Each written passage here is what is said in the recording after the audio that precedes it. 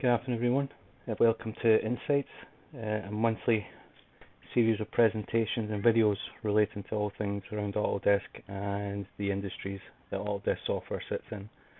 Over the coming months, we'll be introducing some new videos, content for you, relating around BIM 360, Civil 3D, Revit, GIS, construction, Infraworks 360, as I said, fabrication, architecture, as well as looking at some common trends in the industry at the moment in terms of how our customers are using the Autodesk software to the best of their abilities.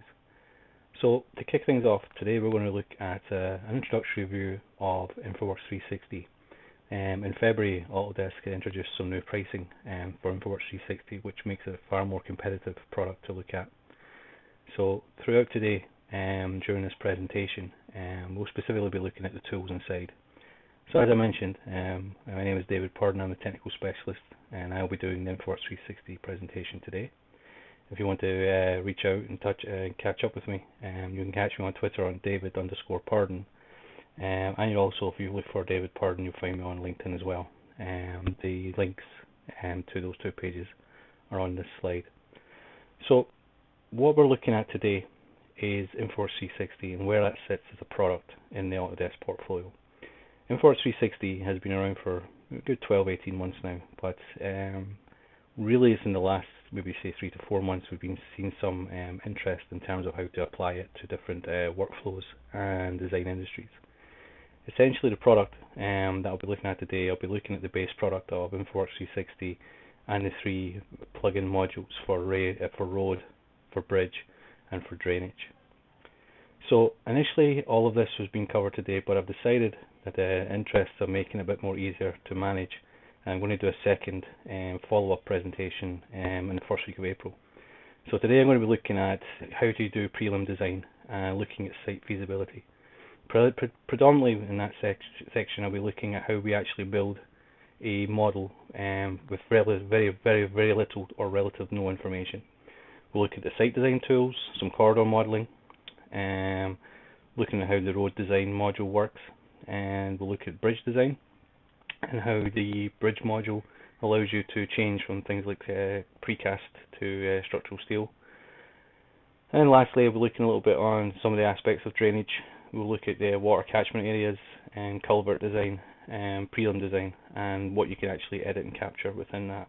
And lastly, like I mentioned, on the first week of April, I'll be looking at in more detail how we apply these tools to a particular workflow. So I'll be looking at moving data in and out between Infraworks 360 and Civil 3D, and including things like Revit and Map, for example. And again, moving from prelim design onwards. So let's look at the product. So here we have the interface for Infraworks 360, and on the main page in the central you have access to your existing models that you've created. Up the top here we have the ability to manage group access and model access. So groups is quite handy in the sense that you can effectively share your model out to other users, other Infraworks 360 users, and publish them online. Again, like most products now, it's linked to your Autodesk ID. And on the right hand side here we have notifications for the plugins and specialization tools, as well as any preview tools that Autodesk have included. So from analysis and traffic analysis, things of that nature. On the top we have the ability to sort our models based on date and name, things of that nature. And then on the left here we have the ability to open new, and the one we're going to look at first of all, which is Model Builder. So let me set the scene for you. Imagine you have a proposal or a tender proposal for a new site, and you literally have no information regarding that site. So traditionally you would normally go out and look for information through standard methods. So what we're going to do here instead is we're going to use Model Builder to essentially create a prelim model of the site in question. So we open Model Builder, and if I zoom out a little bit, you'll notice that all the areas in blue here are the areas where there is captured information. So the aerial photography comes from Bing Maps, the terrain modeling comes from the NASA SRTM, and it ranges from a 10-meter grid up to a 90-meter grid depending on the size and span of the area in question. And the vector information comes from OpenStreetMap. So here I'm just going to zoom in on Ireland. So let's have a quick look, and we'll take a look around here, and you can see it changes scale as I zoom in and zoom out. depending where I want to go. So we'll just look at Dublin, have a look around the rest of the country, and you can see the level of detail changes depending on how far you zoom in and zoom out. Now, on the right hand side there, under the actual selected areas, you'll notice that you can have up to 200 square kilometers. So essentially, you can create a model in a relatively short space of time up to a maximum of 200 square kilometers. So here I'm just browsing around the lower Cork area where I'm based, and if I change the visibility options here and get it to auto scale, so when I move to a certain scale factor, the model will change to a bird's eye view. Again, just to help you get a better navigation. So what I'm going to do is I'm going to zoom out and I'm going to go and look at an area that I've looked at before. So again, watch as the scale factor changes as I zoom in and zoom out. So anybody who's seen any of my presentations previously will have known that I quite like this model or this site up in Galway. I've used it quite a bit for different presentations. So again, it's nice in the sense that it has a lot of water around it, it's landlocked on one side, there's access roads to it. So what we're going to do is we're going to zoom in and I'm going to pick an area. Now, the first button here will allow me just to create a model of the extent of my view, which means whatever's in the view here will be the tile. Second one lets me create a rectangular space and it will crop the extent of the model to that view. Third one will probably allow me to create a polygon. Now, the polygon one is really handy in the sense that if you want to, capture in a regular viewpoint and not include certain elements, but it's also very handy if you're interested in road design, in the sense that you can get it to capture the areas around an existing road up to, again, 200 square kilometers. So you can get a large area of the road. The last one is really about importing a shapefile. So if you're working with Esri shapefiles or OSI data, for example, you could bring in an existing OS tile and use that to crop your extents. So once I've picked the area in question, I give it a name, and below where the name goes in, you'll see it says default group. So you can have different groups for different projects. So for the moment and the purpose of this, I'm just going to save it to my default group. Once that's done, it will give me a pop-up window saying that your model will be ready shortly. Now, generally speaking, most is taken for most of the models I created. It's between 5 and 10 minutes for me to be notified that there's a model available. When the model available will appear on the screen in black, similar to the model here I have. Once it's there, we then have the process of downloading the model directly to our machine, which then syncs back to a cloud repository for it. So I've taken the liberty of creating a new model, and you can see there on the left, it came back to me straight away within a minute and a half. So what I'll do is I'll open up the model in question. Here we go. Oh, wrong one.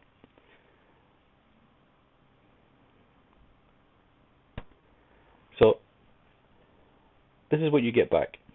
So there's the tile in question. So Navigation Cube, anybody who's familiar with Autodesk products will be familiar with Navigation Cube in the top right corner.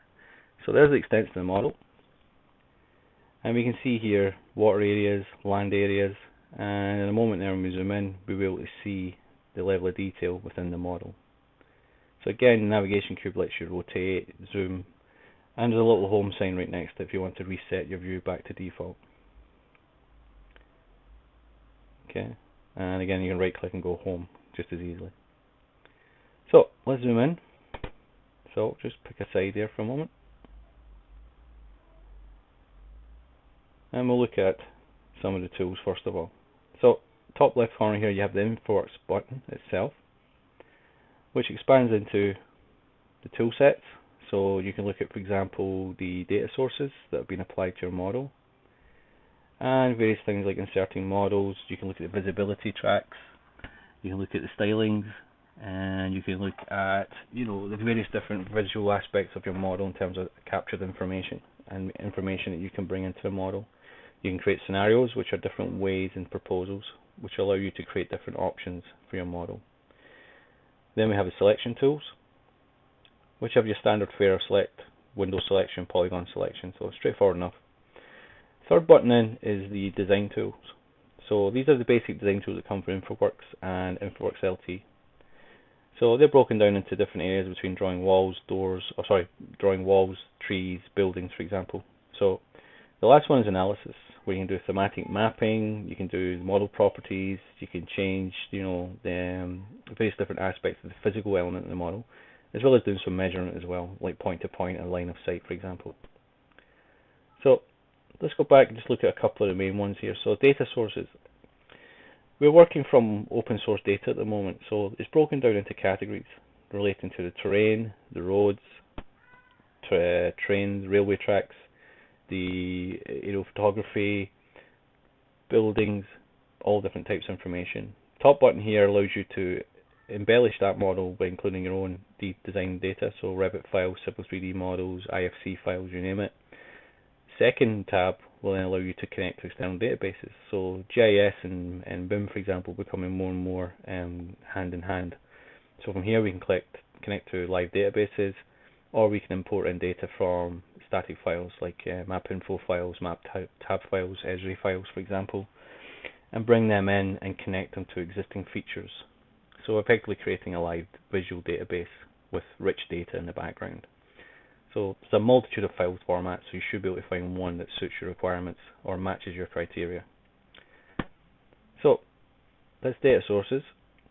And if we start looking at the model, we can start to look at some of the other elements of the actual makeup of the model. So I'm just going to navigate around the model a little bit, and we'll zoom in towards the site. So as I zoom in, you'll see the level of detail that comes in with relatively little input in terms of time and effort. So within 5 minutes I've pretty much had this model as is on the screen. So if you imagine how long it takes to do that using traditional methodologies, this is quite a quantum jump in terms of time, cost and effort.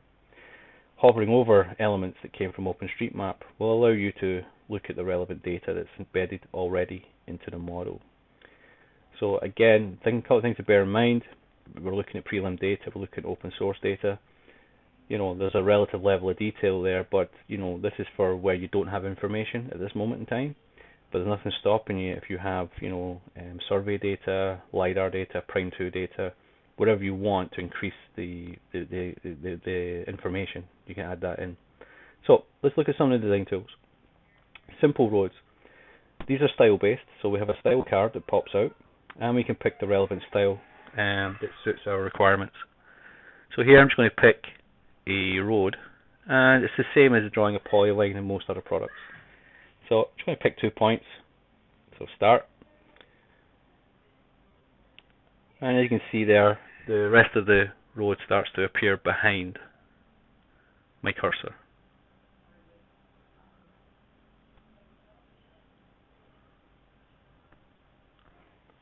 And the model updates. So the thing to bear in mind with this is it's non-destructive. It will affect the underlying terrain information or anything else it connects to. And again, I can stretch it, and you'll see that the junction cleans up automatically of objects of the same type. These objects have 2 sets of cursor or grip points. So there are vertical ones which allow you to change the delta of the Z value or elevation. And you can see here, as I move that up and down, it will affect the underlying terrain underneath based on existing rules within the program, which can be changed. If I zoom to more of a plan view, I can then start to move it horizontally across the site. So really handy, very handy tool when you don't really have any defined structure in terms of how you're going to design this, but you are looking at proposals. So you can sketch things up pretty quickly. So here we can see that when objects of a certain type cross over, they will automatically clean up. Now, in a moment, when we look at the actual road design tools, we're going to extend this a little bit further into more, extended beyond prelim design tools. So let's look at the next one. So we'll look at buildings. So again, these are very conceptual buildings with a very straightforward facade design. Again, style based, so we can pick different facade types. And all you're really doing here is you're blocking out massing. So very important if you're looking at proposals for sites, how that will impact the site and how it will have an immediate impact on the rest of your design proposal.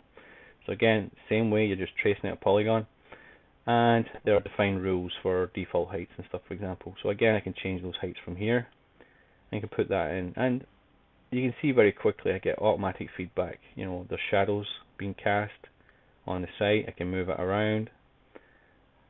So you can start to lay out your prelim ideas pretty quickly.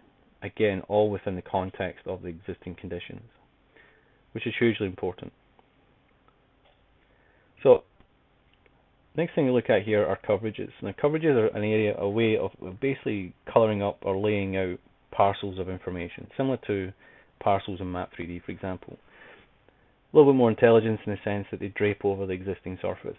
So here I can start laying out things like commercial zones, residential zones, industrial zones, or various different graphical elements I can lay out for presentational purposes. Again, they have different grips. So for example, if I wanted to, I could start to raise and lower different parts of it, and it will accordingly cut in or fill the surface in between. So a very handy way to graphically lay out parts of your site at the initial phase, just to kind of for presentational purposes.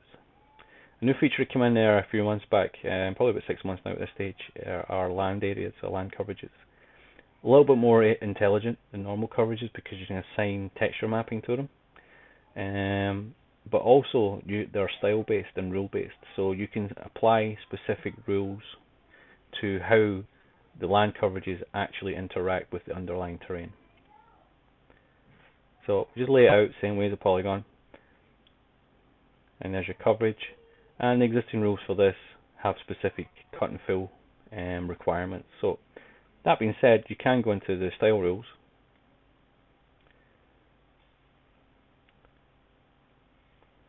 and we can go down to land coverages. So these are all different style rules that are predetermined in the program for textures, rules, styles, so on. And here we have one here for stone and cut and fill. So I drop that on, and you'll see there, if I just deselect it, that depending on where it sits on the site, it will go into cut or fill, and it will change the texture accordingly. So you're doing things like retaining walls, ponds, pads, for example. It's quite a handy tool just to kind of see what the visual impact of that will be on the site. And again, just by moving it up and down on elevation, you can see the change. I can just as easily copy an existing style and then edit it. And from here, I could add in my own cut and fill and material types. So it's very quick and easy to create your own styles in relation to land areas. So again, for prelim site design, very important for kind of gauging out your levels. And there are analysis tools which we'll look at in the next session in April, which relate to how you can do quantities, cut and fill. So what we're going to do here is we're going to look at one of the other tools, which is the rail tool. A very streamlined version of the existing road tool. Has only a couple styles by default, but you can do things like tunnels and verges and grass valleys, so on and so forth. But it's a rule-based system, so you can go back in and you can modify, and they work in the same way that a traditional road works. When rail objects interact with terrain, they'll follow the contours as best they can. Look at a few little more tools here before we move on. Water areas. So if you're doing ponds, very straightforward. Again, draw a polyline, creates a spline essentially. And again, there are predefined rules for the water areas. So if you push and pull the delta on the z-axis, it will interact with the underlying terrain accordingly, and it will cut and fill and it will grade off. You can push and pull in the vertex points, and you can see the underlying terrain cleans up accordingly. So very quickly, in combination of all these tools, you can very quickly draft up proposals which would take way longer using traditional methods in a relatively short space of time.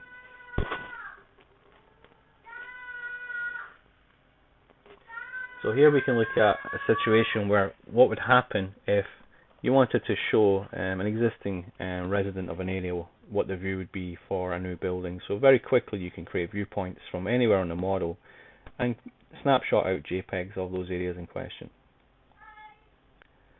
So here we're going to be looking at laying out a row of street furniture or people or even trees. So in here I can just throw in some people onto the pavement, and what I'm going to do here is just going to move forward, pick 2 points, and we'll just add in our trees. So these are all different street furniture. It could be street signs, it could be cars, it could be people. So at the moment we're going to pick a standard tree. So pick, again as I said, pick 2 points to do a row of trees, and then there's some random generation numbers created to randomize the trees. You can increase the scale, and very quickly you can see how you can start to embellish the landscaping of a site to have a better look at. And you can see the people there. Again, I probably have to come back and just change the scale of them, but I can do that at any point. So just to recap, the existing design tools allow you to basically essentially sketch and design up your concepts and ideas relatively quickly. Here under the visibility tabs we can start to do things like turning on and turning off the terrain. We can add in different styles. We can overlay. Style based rules are really handy when you start moving information from Civil 3D. So I can bring in Civil 3D alignments and roads and apply these style rules to them so it applies the right texture to the right element using the link codes from Civil 3D on the surface. What if you want to create variations? So what we can do here is we can create new proposals. So here I can create a new proposal and I'm just going to call it roads. Now the default is it will take a snapshot of the existing proposal. So in this case you have default, which is master. Now nothing to say that I can't go into my new proposal and start removing elements from the model, like so.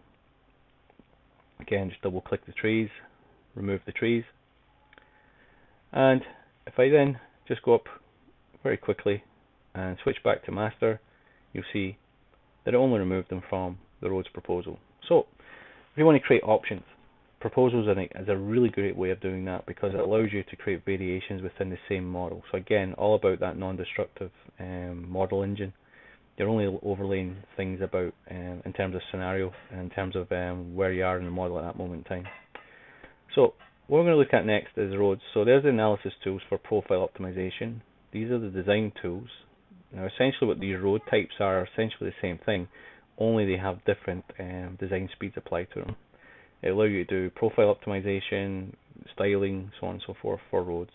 Junction design, you can do traffic analysis, you can send it up to the cloud to essentially do cloud-based analysis on traffic management as well as the actual underlying structure of your road. So what we're going to do here is I'm just going to check my settings on my model because it's important to make sure you're following the right way. So in the model properties, I can change to ITM as my coordinate system, which again is important when I'm coordinating. Second thing I'm going to do is change my essentially the settings for the side of the road and the design speed tables that I'm used for calculating how traffic works on roads. So to do that, it's going to do it across all roads. So essentially, it will just rescan the model. It takes a few moments, and it will apply the changes. So again, rule of thumb normally would be you create a model, you go in, and normally the first step I would take would be go into the model properties and make sure I have assigned the correct coordinate system, the correct speed table and driving standards, and the right side of the road.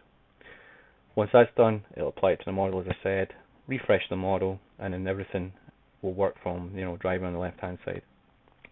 Up the top here you can see some information about where it's pulling in the terrain modeling and the information for Bing Maps as well as OpenStreetMap. And there's different tools for cropping out the model, applying terrain styles to certain things, so it'll automatically come in with banding or contours or things of that nature. So let's go back to our site. So we'll just zoom in again. And let's look at the road design tools. So the road design tools are an extended version of the default tools. So I'm just going to pick local road as my default. And again, on the right hand side you have your style tabs. So I can pick different variations of road here. Some that have curbings on it, some have grass bands, some can have curbs, median lanes, median barriers, so on and so forth. So again, you pick the relevant style, which are all fully editable. They're all based on a style-based system. So I'm just going to pick a simple road. Now, one thing to bear in mind and keep an eye on as I do this is that when you actually design the road, it doesn't look the same as the previous one that I showed you. You essentially get a single line coming from the cursor. Now, you also get the speed and the length. Now, watch as I turn the cursor to the left. See how it breaks? That's because of the speed that's been assigned to the road. So it follows standard conventions in terms of speed tables and how you can design. So essentially I can draw out my road, and it will apply it in the same way as the previous one. Now, there are different things going on here compared to the standard roads that come with Infraworks 360. First of all, there are rules that define the profile and the grading of how that road is assigned, similar to how you do it in the Civil 3D.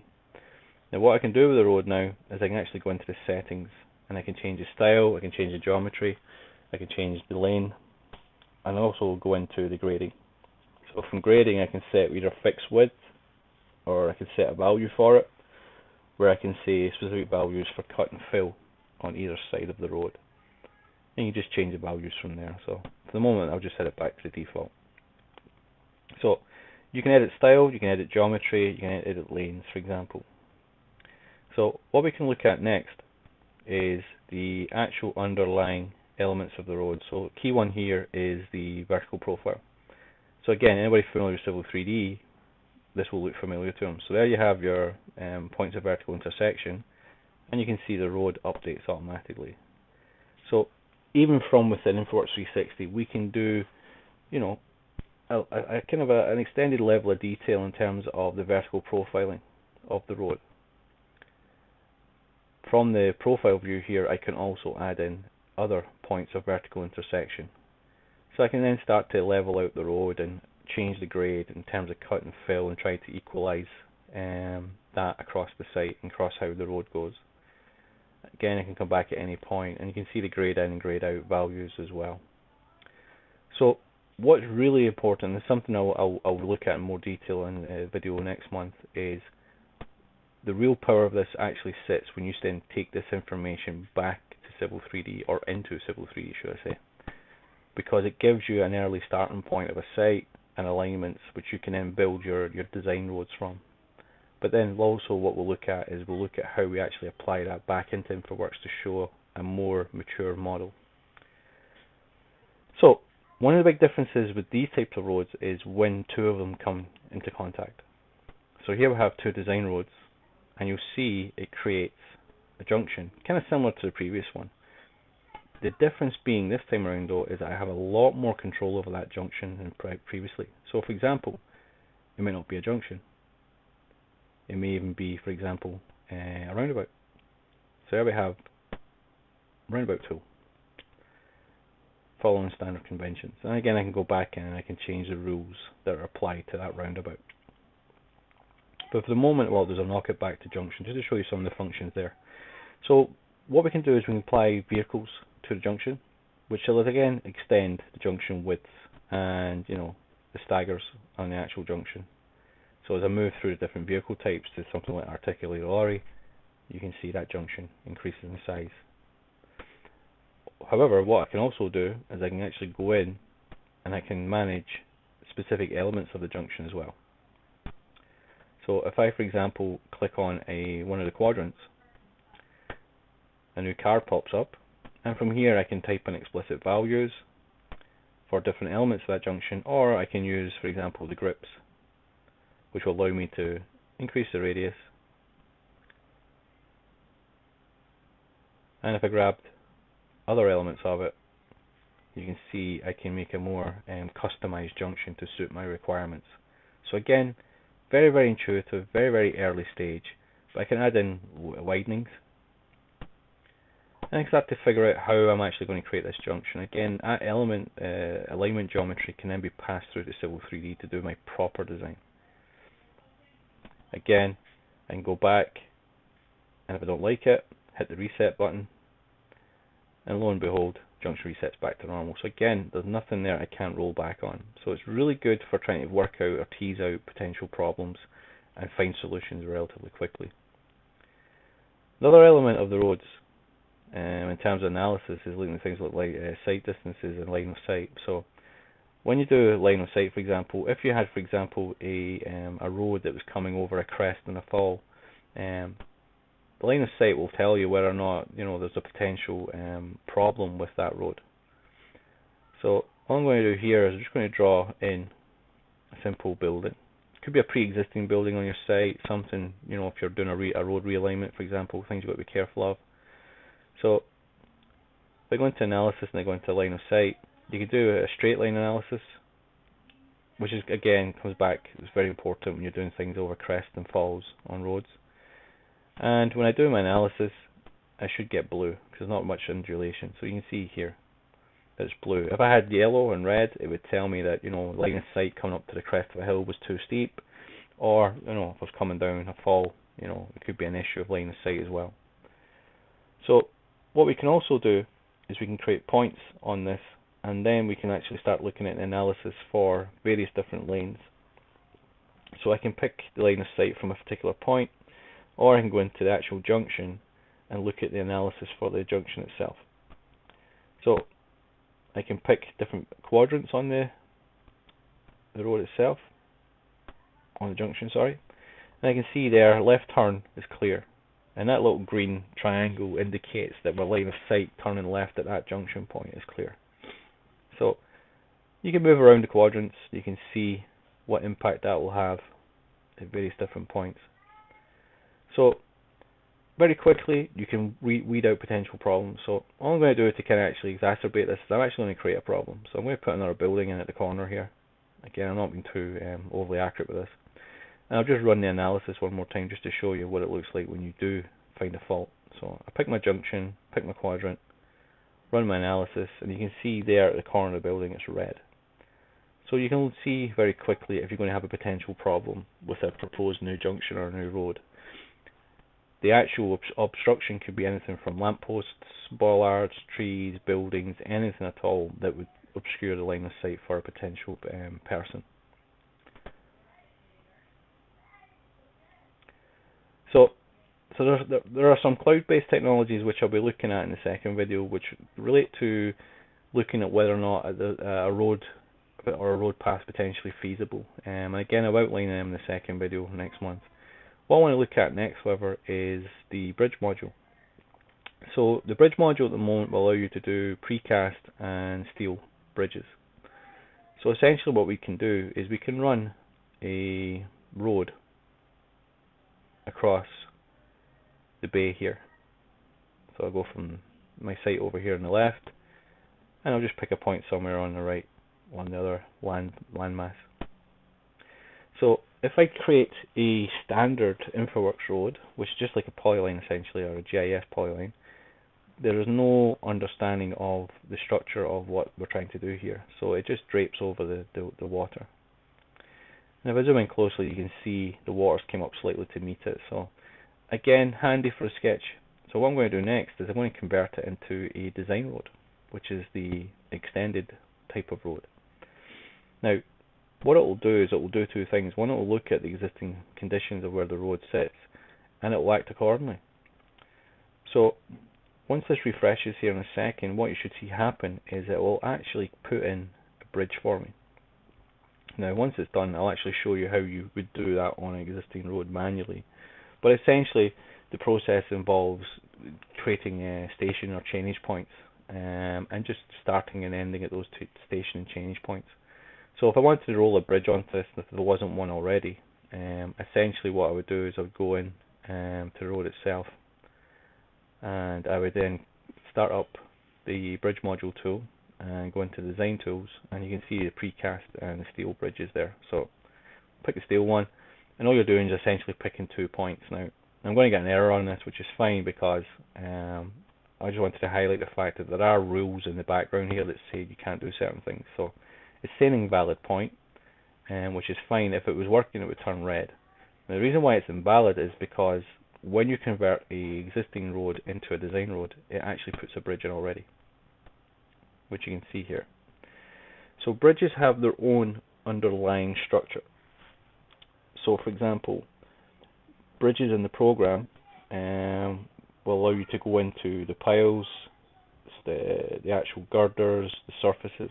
It also has its own vertical profile. So again, we go into profile view, and we can start to raise and lower points on the road, which then affects the underlying bridge. And that's a crucial point, because essentially the road is a carrier object for the bridge, you make a change to the road, the bridge will act and update accordingly. But it's also a two-way process as well. And in a moment, once I've kind of evened out the profile here, so again, the same thing I've done before, just by adding in vertical profile points, I can adjust specific vertical points on that road surface. And you'll see in the model that the model updates accordingly. But like I said, while the road will also drive the vertical profile of the bridge, there are certain rules that you can apply to the bridge that can be adhered to as standards. So if I zoom in a little bit and look at the actual bridge itself, you'll see it has a fully fleshed out structure. So underneath the water, there's the piles and all the expected structure you'd find on a bridge. Now each of those elements is editable. So click on the road, click in the same place, brings up the bridge tools. And from here you can change the bridge style, you can change its type, and you can put in some pre-configured formulas for what the bridge should adhere to in terms of styles. So here I'm putting in an envelope which sets what the maximum coverage or clearance height should be of the bridge. Now that's quite important because when I click on the road I can say update vertical profile, and then I can let the program dictate what needs to be done prior and post that envelope, and you'll see that the vertical profile of the road, of the bridge and the road updates accordingly. So if you're doing something, say over railways or again over waterways, and objects had to pass under from a safety standpoint, you can set those predefined rules. But like I said, you can go into the actual sub-elements of the bridge and change their types. So here we have a whole catalogue, which allows me to change out various different elements of the bridge. So here I'm just changing out one type for another, but that could be the actual underlying pilings underneath. I can go into the girder structures, so you can see here these are I-beams. I can go into one of them, and I have a whole breakdown of what that I-beam looks like. So then on the right hand side I can adjust various different factors to get it to adhere to standards. Now what I could do if I wanted to, even at this stage, is I could change the type. So I could switch it. Take a few moments, and if I zoom in there in a second you'll see that the bridge has now changed from steel to concrete. Again, if I go into the girder type for them, I now have the ability to go into a pre-configured catalogue of different girder types, which relate to international standards. So there's some European, US, across the board, all different standard types. Again, it's all rule based, so I can go in and I can edit the rules required relating to that bridge. If I go into the analysis tools, there's some nice little features in here. So for example, I can turn off the top deck if I want to get into the actual structural elements of the bridge and start messing around with them without having the road in the way. There are some cloud-based analysis tools, so there's line and girder analysis, which will take your existing bridge, post it up to the cloud, and basically send you on a structural analysis of that bridge. Nice little feature built into the program is quantification for the bridge. So it'll give you complete quantities for the existing bridge as it stands, and you can select individual elements and it will give you the selected quantities for that. So again, without having to go into too much detail at the initial stage of a project, you can start to rough out some estimates and costs, the potential costs of how much it will cost to build a bridge or a road, for example. So again, this is just a quick look at some of the functional abilities of the program. We looked at the road tool, we've looked at the bridge tool. A couple of small things to kind of mention is sun and sky, so I can change the time of day. This is all fully animated, so I can basically record this over time, so I can show the impact, the visual impact, environmental impact of a proposal to the existing system and the existing site conditions for people who are maybe on the outside of that site itself, and what impact or potential impact it could have, which is a huge thing. You know, from previous experience myself working in industry, I'd seen a lot of projects fall by the wayside, and not even get off the ground sometimes because of the problematic areas of getting engagement between stakeholders, clients, and even just, you know, for public consultation jobs, you know, getting people on side to what you're proposing. Sometimes it's very hard to look at 2D drawings and large scale printouts. So last thing I'm going to look at here, and you can see there my model for Galway is there, is I'm going to look at drainage design. So again, all I'm going to do here is I'm just going to upgrade my model and talk a little bit about what we can do with that. So upgrading the model is quite handy when you move, because Infraworks changes maybe once every quarter, so there's new updates which you'll be notified of. So periodically from time to time you may have to update your model. But just to give you an example before I look at drainage design of scale, here we have a 200 square kilometre model of the entire city of Birmingham. And you'll see it update in real time in the background. So it has all the houses.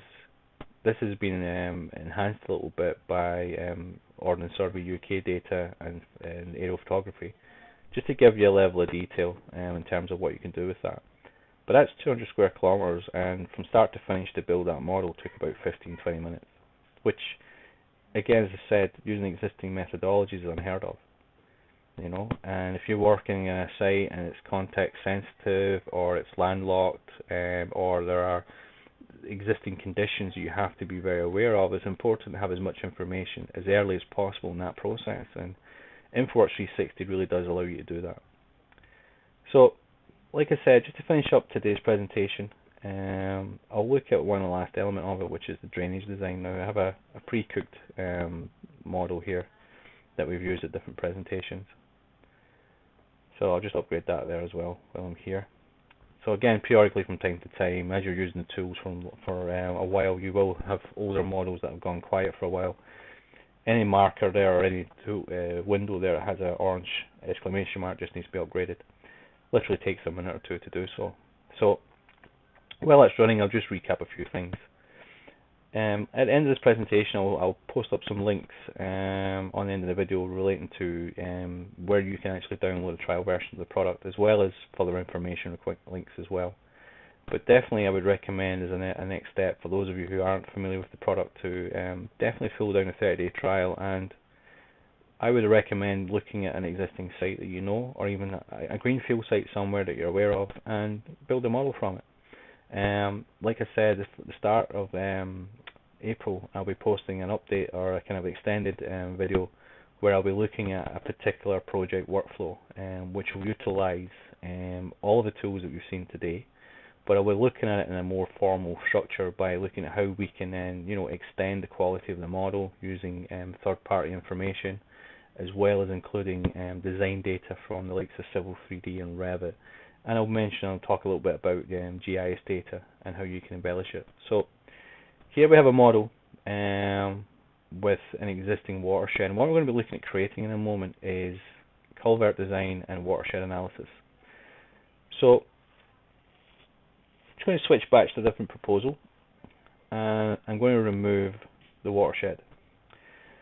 So what it will do is it will basically do a drop point on an existing feature on your road or an existing feature on your site, and it will do a watershed analysis from that point. It will put in streams and breaks, as well as the actual water coverage itself.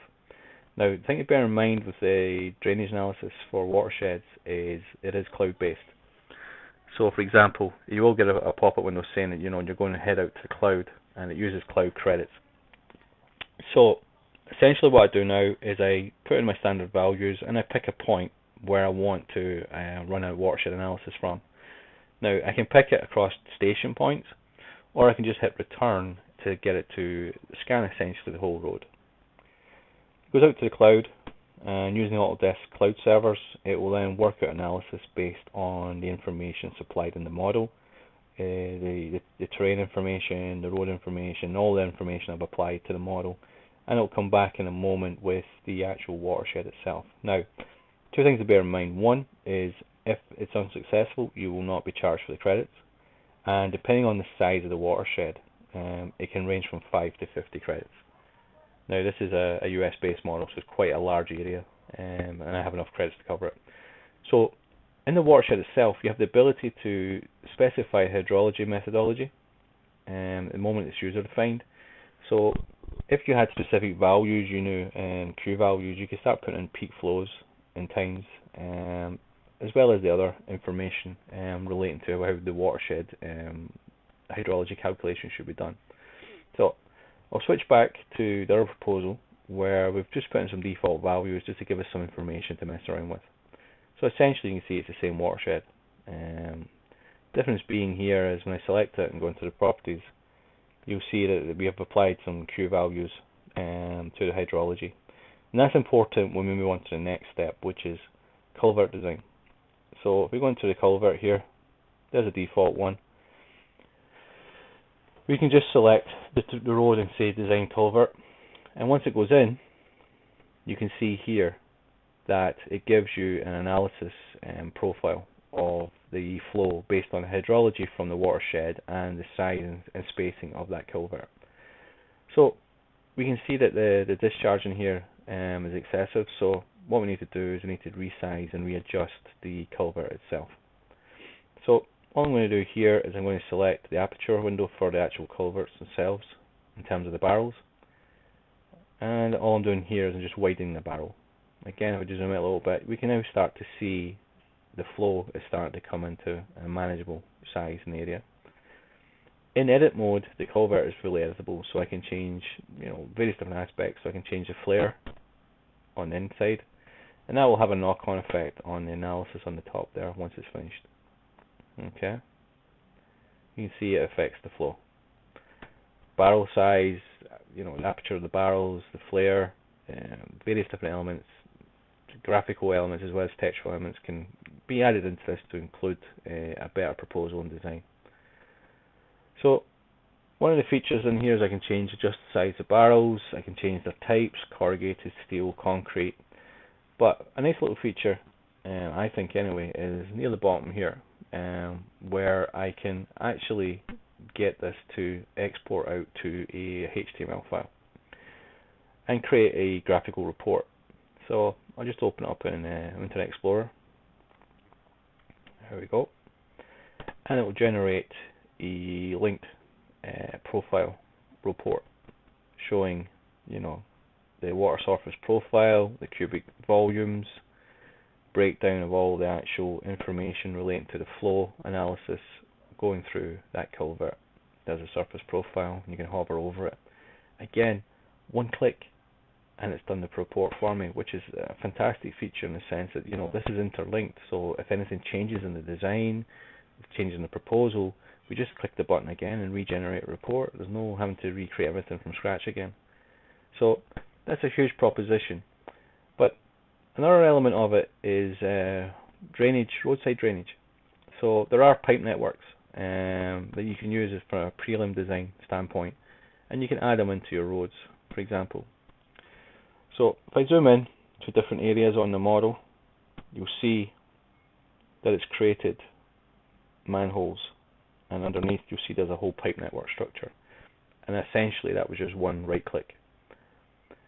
Each of those elements is editable, so you can go into various different parts of it and apply your own stylings. You can apply different various formulas and techniques to it to get a prelim design that we can then pass into Civil 3D. And again, that's a workflow that I'll be looking at in the next session in more detail about what you actually get in and what you need to change. So here's a library for that manhole. Again, all the substructure can be changed. We can change various different widths of pipes. We can change, inlet values. There's quite a lot of information in there at a very early stage in this design, but it's all crucial information that we can then pass through to Civil and really put through the rigorous, strenuous tests that needed to make sure that actual pipe network works to satisfaction. But even from an early stage, we can run some very quick analysis. So we can pick 2 points, essentially on the actual pipe, and we can inspect the flow of water through the pipe network between 2 points. Just hit return, and you see at the top there it will tell me in red what the flow rates are from one point on that network to the other. So again, in terms of workflow, it's very handy in the sense we can iron out a lot of kinks in the system very early in the stage without getting too much of a deep delve into Civil 3D, for example. We can look at all this information in the sense of context. which for me is a huge element. So combining all these features, the road design, the road modules, as I said, the bridge module and drainage module, gives you a really great way to look at potential sites, look at the feasibility of them, look at the potential of it, look at potential issues in the context of the surrounding areas of your site, and make some really good design decisions very early on in the process. And to do it in such a visual way makes it a lot easier to make the right decisions. You're not dealing with, photographs of sites, land registry maps, ordnance survey, 2D, 3D line work. You're dealing with a kind of a virtual model of existing conditions. Now again, I have to preface that by saying that it's prelim data. It's not the same as going out and doing a point cloud survey of a site or getting a really in-depth survey. But there's enough in that and what you find in it to make good generalizations in terms of what the potential pitfalls of a potential design that you're working on, and also create a more visually interesting package for potential customers and potential people who may have a problem with your design. They're just as equally as important as the people you're trying to keep happy. So here, the last thing I do here before I kind of wrap things up is I'm just going to load in that model I created at the start, just to show. So this is the Galway 2016 B2 file that I created at the start of this whole presentation, and you can see it's literally no different to the one that I opened earlier on. Same site, same level of detail, same modeling information, and again, from start to finish, that took about the best part of about 5-10 minutes. So just to wrap things up, this is a links to the further information. Go to our website and you'll find the Infraworks 360 page. Also, Autodesk Infraworks 360 overview, which give you the trial links. The pricing there at the moment is as of February 2016. Like I said, coming up next week we're going to do a BIM 360, and Gerald Sullivan from Diatec is going to do a presentation on A360 collaboration. So just to wrap things up, just say thanks very much. This is the first one off, so I hope you enjoy it. We will be putting a lot more detail, a lot more content as we go forward, and I really appreciate taking the time. Thanks very much. Good day.